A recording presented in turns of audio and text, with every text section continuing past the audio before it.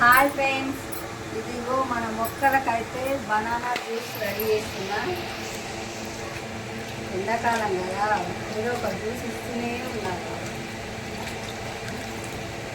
అంతే, ఖరాబ్ అయిన అట్టి పండ్లతో ఇలా కలిపి 3 రోజులు పక్కన పెట్టి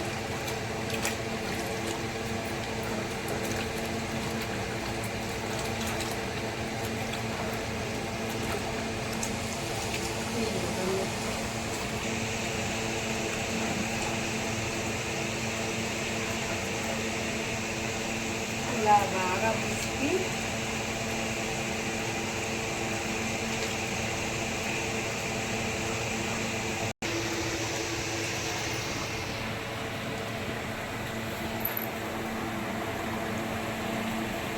బెల్లం దీంట్లో వేస్తే 3 రోజులకు మంచిగా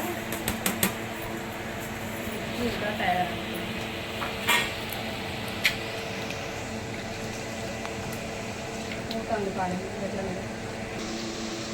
ఇలా కలిపి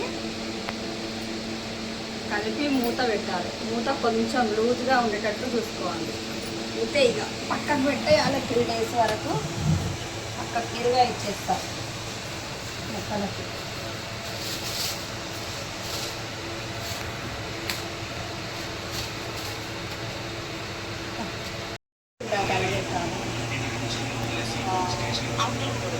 రోజు ఒకసారి ఇలా కలబెట్టాలి.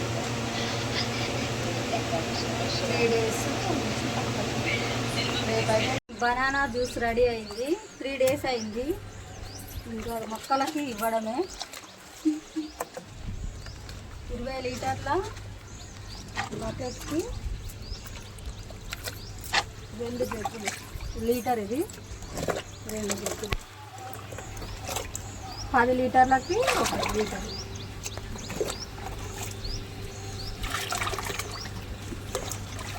కలుపుకొని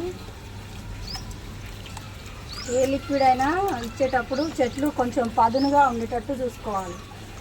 రాత్రి వర్షం పడింది, మంచి తడిగా ఉంది చెట్లు. ఉందో ఇలా ఇంత పలుసగా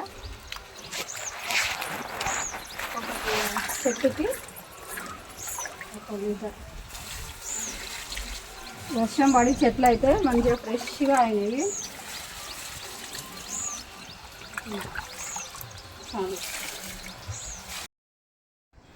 మల్లె చెట్టుకు ఇది పైనాపిల్ తిన్నారు నిన్న పిల్లలు.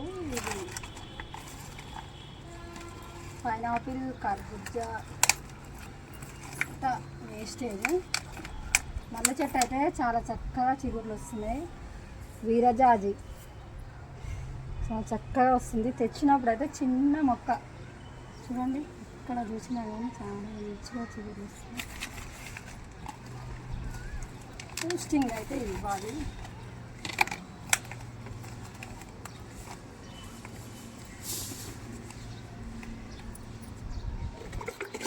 ఇది కూడా ఒక జగ్గు.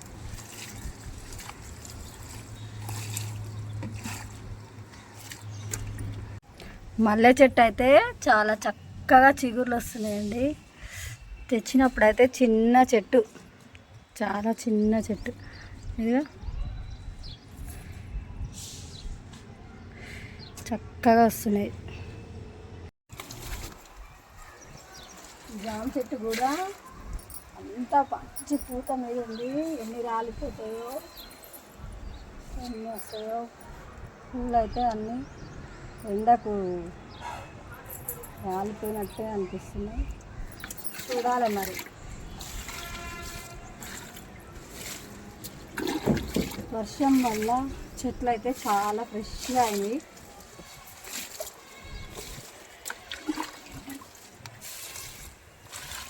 బనానా జ్యూస్ ఇస్తున్నాంగా, ఇంకా సూపర్గా అంటే మొత్తం ఎండిపోయినాయి. ఇది కూడా ఇందులోనే ఎరువు అవుతుంది. గులాబీ మందార పువ్వు చూడండి ఎంత చక్కగా వేసిందో.